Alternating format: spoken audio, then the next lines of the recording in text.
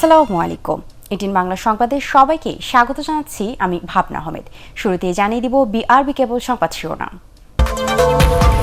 বরখাস্ত হলেন গাজীপুরের মেয়র জাহাঙ্গীর আলম। ক্ষমতার অপব্যবহার ও অর্থ আত্মসাৎ সহ নানা অভিযোগ জানালেন স্থানীয় সরকার মন্ত্রী। শিক্ষার্থীদের বিক্ষোভে উত্তাল রাজধানী, রাস্তা অবরোধ, যান চলাচলে বাধা, নগর ভবন ঘেরাও।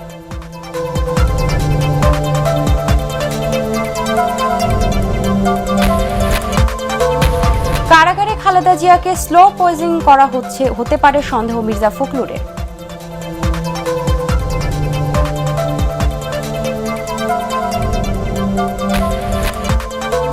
ইভালির ৩,৮০০ কোটি টাকার লেনদেনের বেশিরভাগই হয়েছে রাসেলের ব্যক্তিগত ব্যাংক অ্যাকাউন্টে, হাইকোর্টের প্রতিবেদন।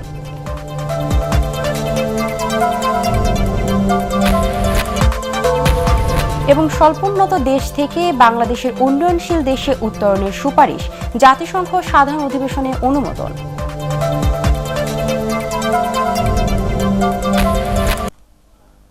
শুনছিলেন বিআরবি কেবল সংবাদ শিরোনাম। এবারে বিস্তারিত সংবাদ। গাজীপুর সিটি কর্পোরেশনের মেয়র পদ থেকে জাহাঙ্গীর আলমকে বরখাস্ত করা হয়েছে।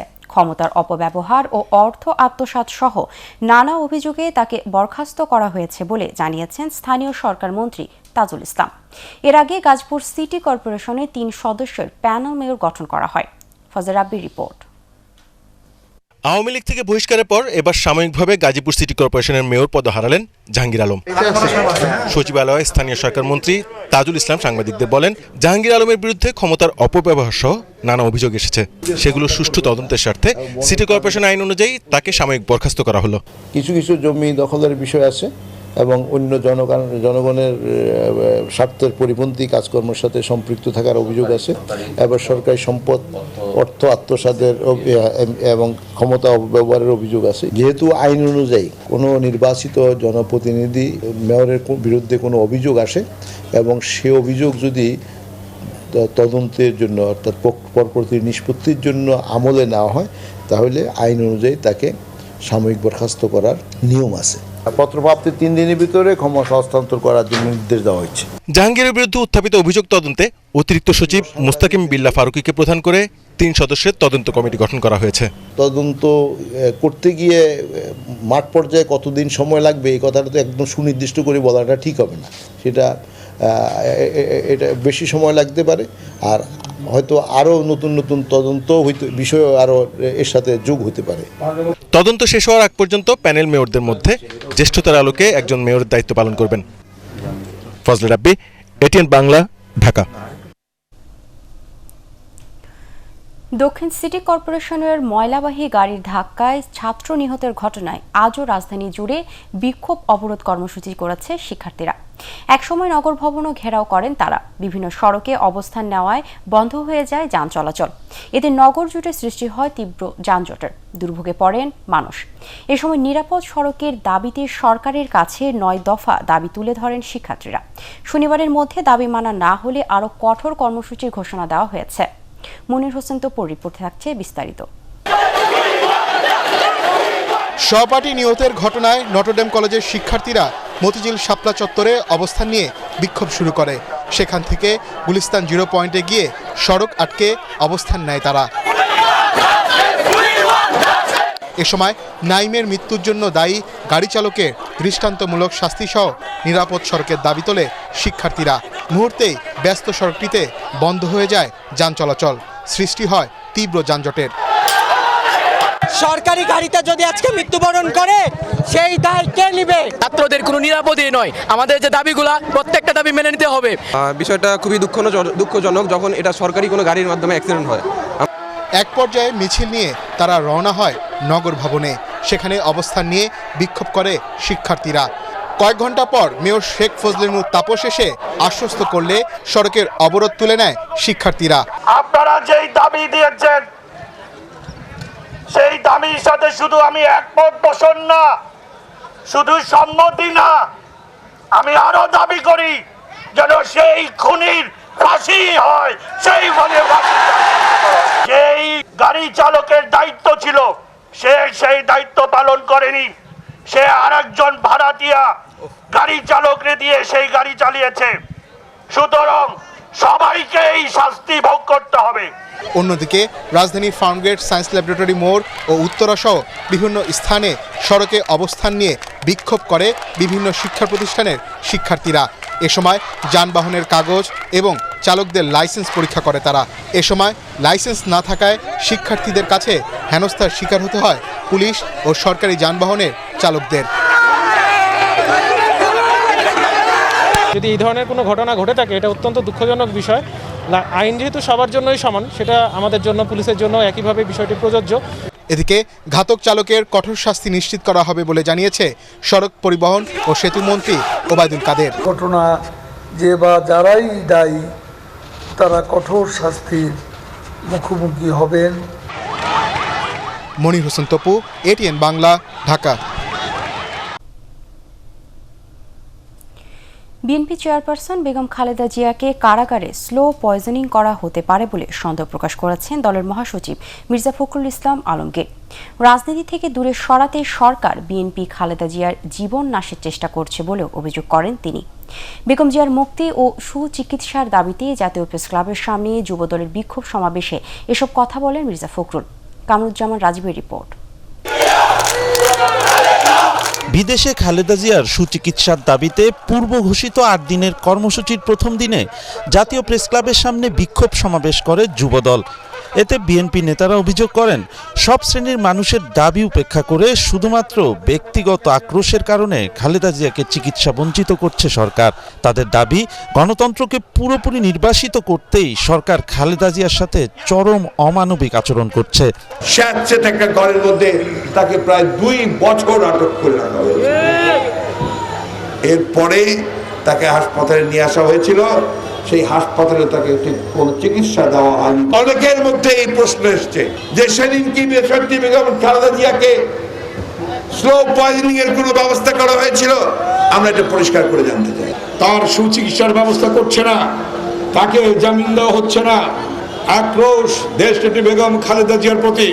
এ সময় বিএনপি মহাসচিব বলেন, আজীবন যিনি গণতন্ত্র প্রতিষ্ঠায় লড়াই করেছেন তিনি সরকারের প্রতিহিংসার কারণে মৃত্যুর সাথে পাঞ্জা লড়ছেন।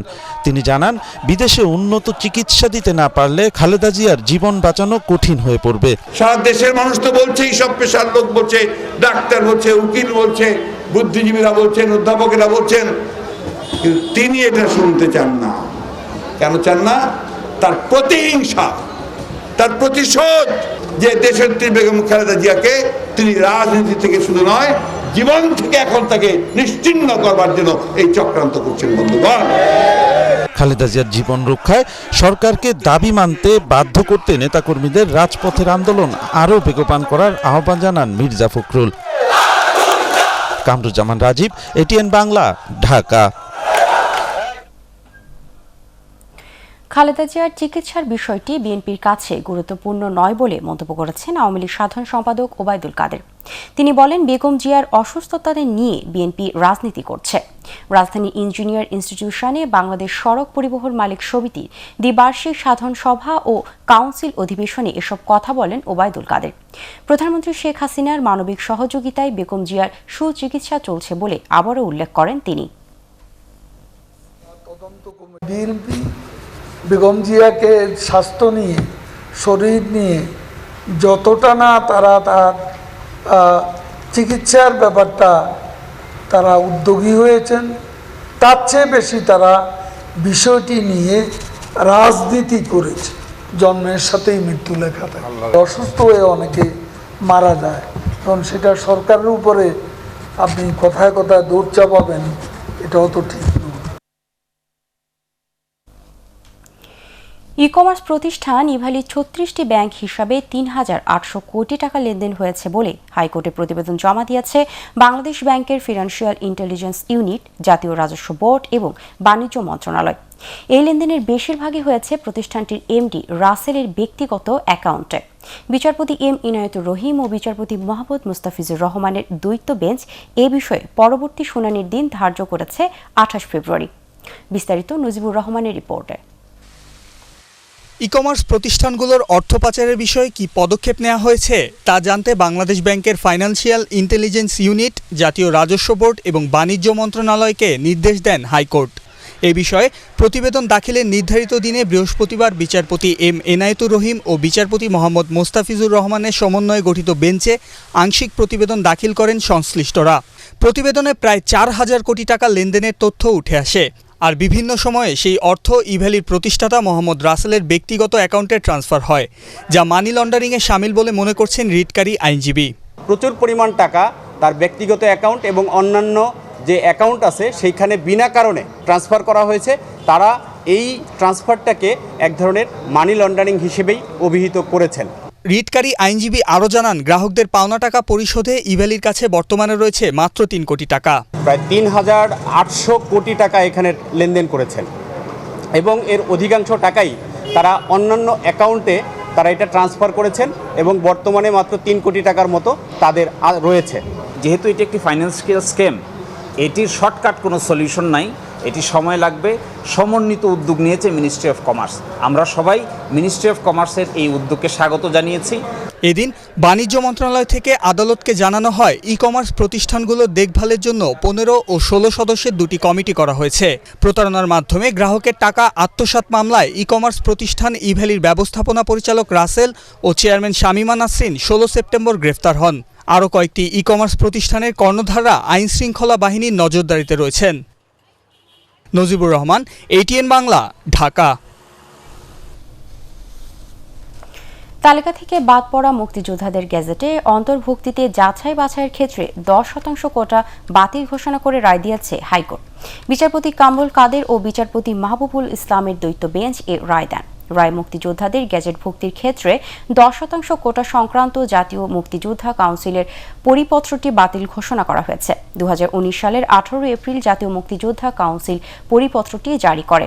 পরিপত্রে বলা হয়, প্রত্যেক উপজেলায় গেজেটে অন্তর্ভুক্ত হয়নি এমন প্রকৃত মুক্তিযোদ্ধাদের গেজেটভুক্তির জন্য বিদ্যমান রাষ্ট্রীয় ভাতাভোগী সাধারণ মুক্তিযোদ্ধাদের সংখ্যার 10%-এর বেশি তালিকাভুক্ত করা যাবে না।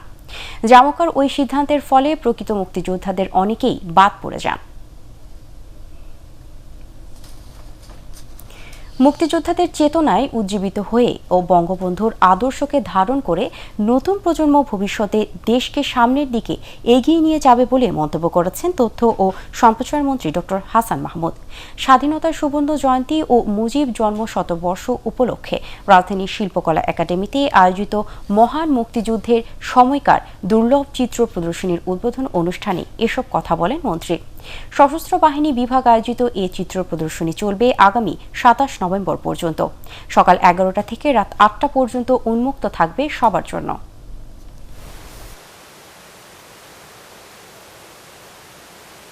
আমাদের কাছ থেকে পৃথিবীর পথ দেখে তেমন একটি রাষ্ট্র রচনা করতে চাই। আমাদের মহান মুক্তিযুদ্ধের সময়কার আলোকচিত্রগুলোকে নিয়ে আজকে যে অ্যালবাম প্রকাশিত হয়েছে, আমি মনে করি আমাদের বর্তমান প্রজন্ম, ভবিষ্যৎ প্রজন্ম, 50 বছরের পরের প্রজন্ম, 100 বছর 200 বছরের পরের প্রজন্ম আমাদের বীরত্বগাথা জানতে পারবে এটি সংরক্ষিত হওয়ার কারণে। করোনা পরিস্থিতিতেও দেশের অগ্রগতি অব্যাহত আছে বলে স্বল্পোন্নত দেশ থেকে উত্তরণে পিছিয়ে পড়েনি বাংলাদেশ। এমন মন্তব্য করে পররাষ্ট্রমন্ত্রী AK আব্দুল মোমেন বলেছেন, LDC থেকে উত্তরণের পরেও আরও 12 বছর স্বল্প সুদে ঋণসহ বিভিন্ন সুবিধার জন্য চেষ্টা চালিয়ে যাবে সরকার। ঢাকা বিশ্ববিদ্যালয়ে জলবায়ু বিষয়ক সেমিনার শেষে এসব কথা বলেন তিনি। যুক্তরাষ্ট্রে গণতন্ত্রের সম্মেলনে বাংলাদেশকে আমন্ত্রণ না জানানোর বিষয় নিয়ে সরকার উদ্বিগ্ন নয় বলেও জানান পররাষ্ট্রমন্ত্রী। স্বল্পোন্নত থেকে বাংলাদেশের উন্নয়নশীল দেশে উত্তরণের সুপারিশ জাতিসংঘ সাধারণ অধিবেশনে অনুমোদন হয় গতকাল। সাধারণ পরিষদের 76তম বৈঠকের 40তম প্লেনারি সভায় এই সিদ্ধান্ত নেওয়া হয়। আমরা LDC হিসাবে অনেকগুলো বেনিফিট পেতাম, এভরিথিং বা আর্মস, আমরা সেইগুলোতে আপনার সস্তায় জিনিস বিক্রি করতে পারতাম। আগামীতে সেইগুলো আমরা লুজ করব। আমরা যাতে লুজ না করি আর আমাদের কম্পিটিটিভনেস আমরা বাড়াতে পারি, সেই জন্য আমরা কাজ করি। 26-এর পর আরও 12 বছর আমরা এই বেনিফিট পাওয়ার জন্য আমাদের চেষ্টা চালিয়ে যাব। আগামীতে যে আমরা লোন নেব, অধিকতর লোন পাবো, কিন্তু যে লোন নিব সেইখানে ইন্টারেস্ট রেট বাড়তে পারে, তো সেই ব্যাপারে আমরা খুব সতর্ক। করোনাভাইরাসে দেশে একদিনে আরও 9 জনের মৃত্যু হয়েছে। নিহতদের মধ্যে 6 জন নারী ও 3 জন পুরুষ। গত 24 ঘন্টায় 18,888টি নমুনা পরীক্ষায় করোনা শনাক্ত হয়েছে 237 জনের। শনাক্তের হার 1.25 24 ঘন্টায় সুস্থ হয়েছেন 360 জন। স্বাস্থ্য অধিদপ্তরের সংবাদ বিজ্ঞপ্তিতে এসব তথ্য জানানো হয়। এবারে আল আরাফা ইসলামী ব্যাংক অর্থ সংবাদ।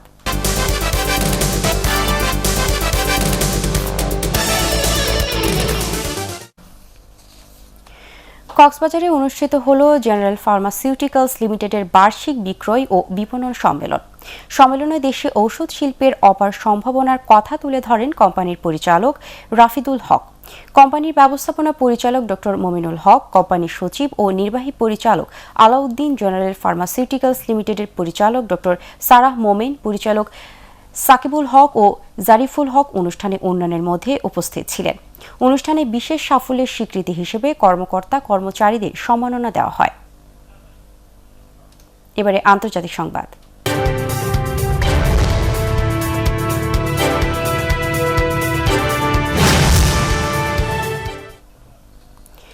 রাশিয়ার সাইবেরিয়া অঞ্চলের একটি কয়লা খনিতে অগ্নিকাণ্ডের ঘটনায় অন্তত 11 শ্রমিকের মৃত্যু হয়েছে, আহত কমপক্ষে 40 জন। খনির ভেতরে আটকা পড়া বাকিদের উদ্ধার কাজ চলছে। দক্ষিণ পশ্চিম সাইবেরিয়ার কেবেরোভ এলাকায় এই দুর্ঘটনা ঘটে। রাশিয়ার রাষ্ট্রীয় সংবাদ সংস্থা তাস জানায়, কয়লার ধুলো থেকে আগুনের সূত্রপাত হলে দ্রুত খনির সুড়ঙ্গ ঘন কালো ধোঁয়ায় আচ্ছন্ন হয়ে পড়ে। এ সময় 285 শ্রমিকের মধ্যে 237 জনকে জীবিত উদ্ধার করা সম্ভব হয়। দেশজুড়ে স্থানীয় সমস্যা সমাধান ও সাম্প্রদায়িক ক্ষমতায়নে এলজি অ্যাম্বাসেডর চ্যালেঞ্জ 2021 উদ্বোধন করেছে এলজি ইলেকট্রনিক্স। এলজি ইলেকট্রনিক্সের গুলশান কার্যালয়ে এর উদ্বোধন করেন বাংলাদেশ এলজি ইলেকট্রনিক্স ব্যবস্থাপনা পরিচালক পিটার কো। এ সময় কনজিউমার ইলেকট্রনিক্সের প্রধান আশিকুল ইসলাম সহ ঊর্ধ্বতন কর্মকর্তারা উপস্থিত ছিলেন। 2017 সাল থেকে প্রতি বছর এলজি অ্যাম্বাসেডর চ্যালেঞ্জের আয়োজন করে আসছে এলজি ইলেকট্রনিক্স। এই বছর 336 জন আবেদনকারীর মধ্যে 6 জন অ্যাম্বাসেডরকে নির্বাচিত করা হয় এবং নির্বাচিত প্রকল্পগুলিকে অনুদান দেওয়া হয়। এবারে ইস্পাহানি শেয়ার বাজার সংবাদ।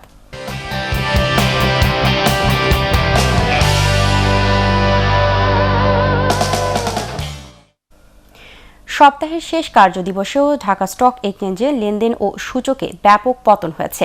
প্রধান মূল্যসূচক ডিএসইএক্স 65 পয়েন্ট কমে 6,852 পয়েন্ট নেমে এসেছে।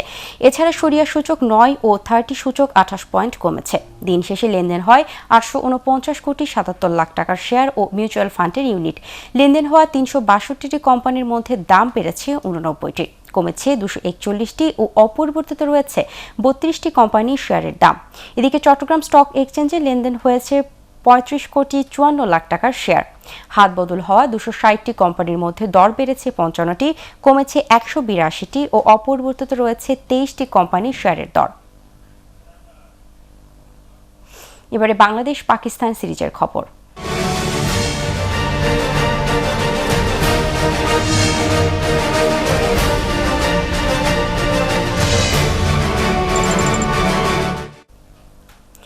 সাম্প্রতিক পারফরম্যান্স ও অভিজ্ঞ 3 ক্রিকেটার না থাকায় পাকিস্তানের বিপক্ষে টেস্টে কঠিন চ্যালেঞ্জ অপেক্ষা করছে বলে মনে করেন বাংলাদেশের অধিনায়ক মমিনুল হক। অন্যদিকে টাইগারদের বিপক্ষে আত্মবিশ্বাসী হয়ে মাঠে নামবে সফরকারীরা। টেস্ট চ্যাম্পিয়নশিপে আগামীকাল মাঠে নামছে বাংলাদেশ ও পাকিস্তান। চট্টগ্রামের জহুর আহমেদ চৌধুরী স্টেডিয়ামে সকাল 10টায় শুরু হবে ম্যাচটি। মুমিনুর রিপনের রিপোর্ট। টি-20তে টানা পরাজয়ের ব্যর্থতার পর এবার বাংলাদেশের সামনে টেস্ট পরীক্ষা। ক্রিকেটের এই সংস্করণে টাইগারদের অবস্থা আরও বেশি নড়বড়ে। টেস্ট চ্যাম্পিয়নশিপের গত আসরে খেলা 7 ম্যাচে মমিনুল হকদের সর্বোচ্চ সাফল্য ড্র। পাকিস্তানের বিপক্ষে 2 টেস্ট দিয়ে আবার শুরু হচ্ছে বাংলাদেশের নতুন লড়াই, যেখানে কঠিন চ্যালেঞ্জ অপেক্ষা করছে স্বাগতিকদের জন্য।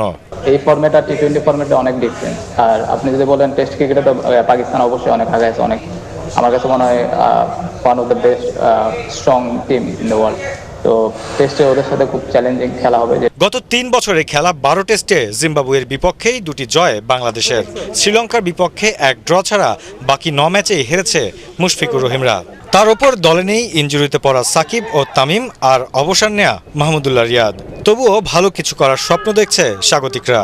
নতুন চ্যাম্পিয়নশিপ শেষ হতে ইয়াং টিম, সিনিয়র প্লেয়ার কেউ নেই, অবশ্যই এটা চ্যালেঞ্জ যে ক্যাপ্টেন হিসেবে আপনারা জানেন টেস্ট ম্যাচে আপনার ওয়ানডে টি20 ডিফারেন্ট আমি জানি, কিন্তু টেস্ট ম্যাচে অলওয়েজ সিনিয়র প্লেয়ারদের প্রয়োজন হয়। সেই সাথে আমার কাছে মনে হয় যে অবশ্যই একটা চ্যালেঞ্জ তো অবশ্যই থাকবে। টি20 সিরিজে স্বাগতিকদের হোয়াইট ওয়াশ করে আত্মবিশ্বাসী বাবর আজমের দল। তাছাড়া বাংলাদেশের বিপক্ষে 11 টেস্টের 10টিতে জিতেছে পাকিস্তান। এর 5টিতেই ইনিংস পরাজয়ের লজ্জায় ডোবে টাইগাররা। এত কিছুর পরও প্রতিপক্ষ হিসেবে স্বাগতিকদের শক্তিশালী মানছেন পাক অধিনায়ক। Typical Bangladesh wicket. ঘরের মাঠে বাংলাদেশ ভালো দল, অভিজ্ঞ 2-3 জন নেই, তবে নতুনরাও মেধাবী। প্রতিপক্ষ হিসেবে স্বাগতিক দলকে কখনোই হালকাভাবে নেওয়ার সুযোগ নেই। টানা ব্যর্থতায় বর্তমান সময়ে বেশ সমালোচনায় বাংলাদেশের ক্রিকেট। দলে রয়েছে অভিজ্ঞ ও পরিণত ক্রিকেটারের অভাব। এসবকে পাশ কাটিয়ে পাকিস্তানের বিপক্ষে প্রতিরোধ গড়ে টেস্ট চ্যাম্পিয়নশিপ শুরু করতে চায় টাইগাররা। মমিনুর রিপন, এটিএন বাংলা। এবারে পার্টেক্স খেলার খবর।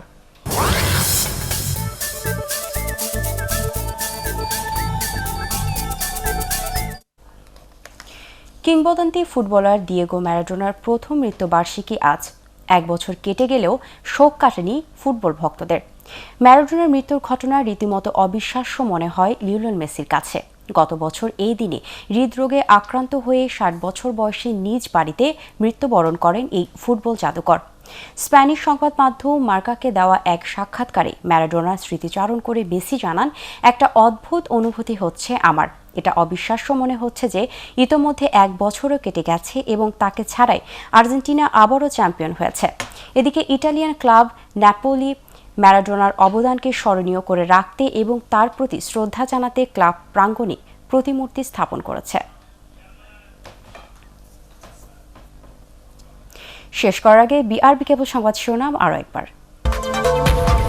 বরখাস্ত হলেন গাজীপুরের মেয়র জাহাঙ্গীর আলম। ক্ষমতার অপব্যবহার ও অর্থ আত্মসাৎ সহ নানা অভিযোগ জানালেন স্থানীয় সরকার মন্ত্রী। শিক্ষার্থীদের বিক্ষোভে উত্তাল রাজধানী, রাস্তা অবরোধ, যান চলাচলে বাধা এবং নগর ভবনও ঘেরাও।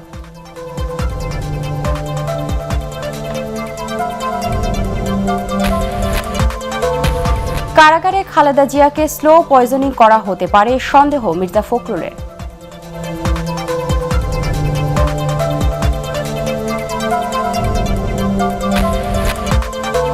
ইভ্যালির ৩,৮০০ কোটি টাকার লেনদেনের বেশিরভাগই হয়েছে রাসেলের ব্যক্তিগত ব্যাংক অ্যাকাউন্টে, হাইকোর্টের প্রতিবেদন।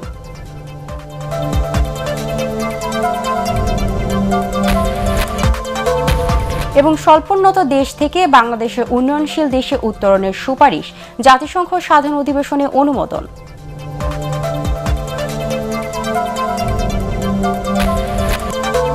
পরবর্তী সংবাদ দেখার আমন্ত্রণ জানিয়ে এখনকার মতো শেষ করছি। করোনা ভাইরাস থেকে নিজেকে সুরক্ষিত রাখতে মাস্ক পরুন এবং বারবার হাত পরিষ্কার করুন। এছাড়া এটিএন বাংলার সংবাদ ইউটিউবে দেখতে ব্রাউজ করুন youtube/ATN বাংলা নিউজ। ধন্যবাদ সবাইকে।